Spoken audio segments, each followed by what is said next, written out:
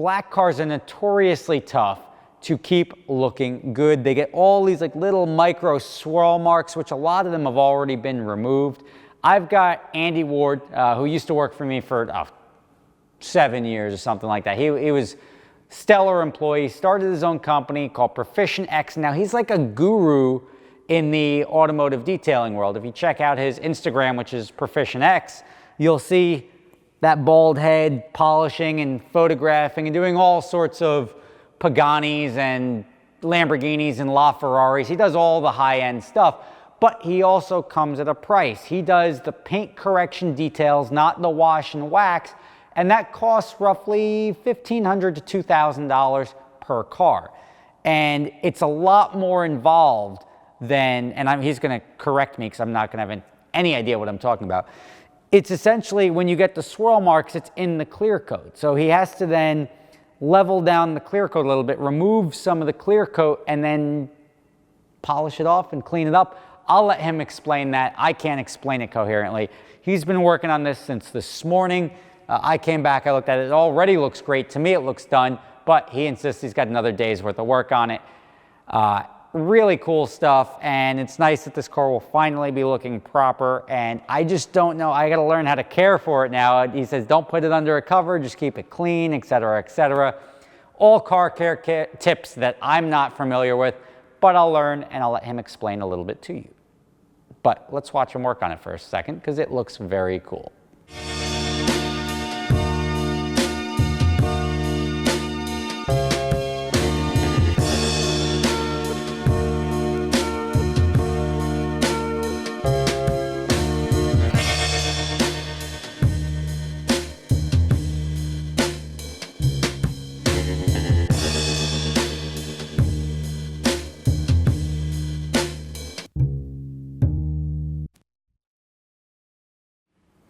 All right, so now Andy is going to explain to us in business terms, layman's terms, any terms he wants, what I don't know about detailing. I am an idiot who's never actually washed his car, as you know.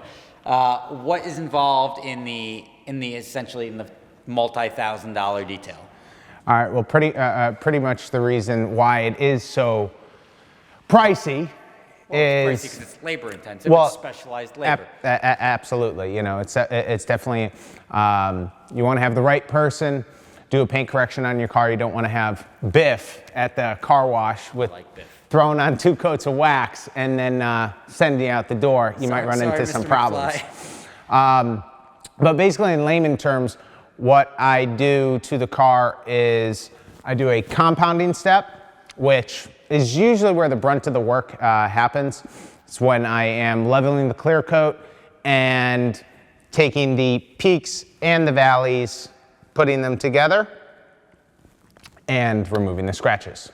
Most people think that a swirl mark is everything that's on their car, but it has a bunch of different levels of scratches, and it comes with the depth of certain scratches. Some are lighter. Key marks, you got your belt buckles, you got your rivets on your pants. Yeah, and what are called random isolated deeper scratches, which are rids. So I get a lot of people that come over and ask me, oh yeah, well, you know, I don't, it's not that bad. That's usually when it's the worst, which is Rob. Well, how bad was mine on a scale of like 1 to fucked?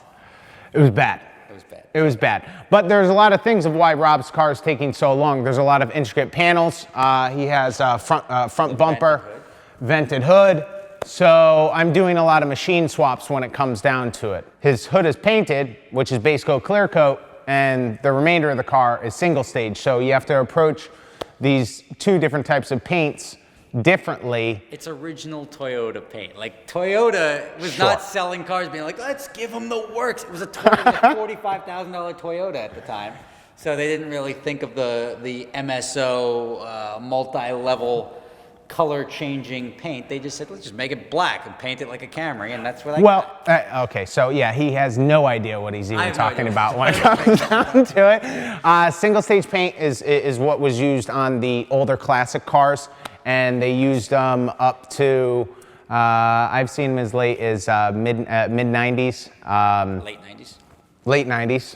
and this is one of them. So most of his car is original, but because of his body, because of his front bumper and the hood is base coat clear coat, which is pretty much on all of the newer cars. So you have to approach it a little differently when it comes to how you compound and polish it.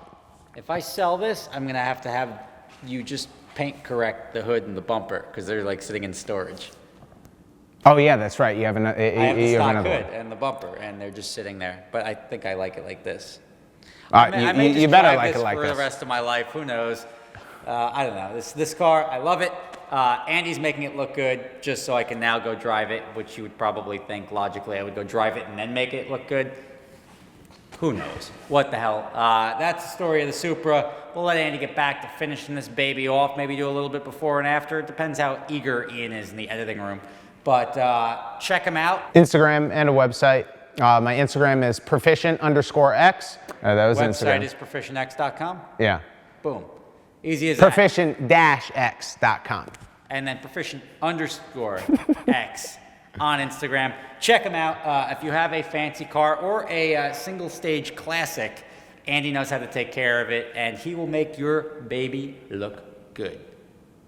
That's all I gotta say. Let's get, maybe there's more video right now. Maybe there's not. I don't know. I don't know what this edit's gonna look like. Thank you guys for watching. Subscribe. This thing's gonna hit the road pretty soon. I'm excited. I will see you at some local car shows in New Jersey. Who knows? It's gonna be fun. It's gonna be a fun driving season, and I'm excited to get this thing out on the road and switch it over to pump gas so I can enjoy it. Finally, I've accepted the fact that I'm gonna drive it, and it's gonna cross 20,000 miles eventually.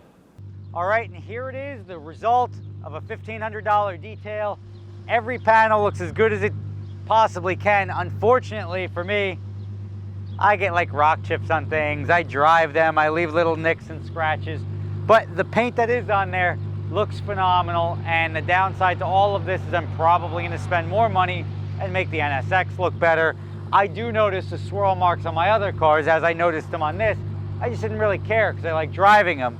But when you see it like so clean and shiny and smooth all the way across, it's hard to not sort of go down that route. Now, to clarify, as I'm learning more about this detailing thing, you can approach swirl marks and like imperfections in the clear coat in two ways. One is you can take wax and sort of fill in the gaps. So like there's little gaps, these are scratches. You lay some wax on it and then smooth that, and you sort of bring everything up. Or you could chop it down and make it all smooth. That's what the paint correction essentially is. That's what I did, and I think the car looks mighty nice. Thank you for watching. Next up in the paint correction department, I've got the 360 I sold is gonna get paint corrected. That one, I knew the paint looked like crap from day one, so I'll keep you in the loop as to what that looks before and after. Maybe not on YouTube, but definitely on Instagram. Thank you for watching. Catch you next time.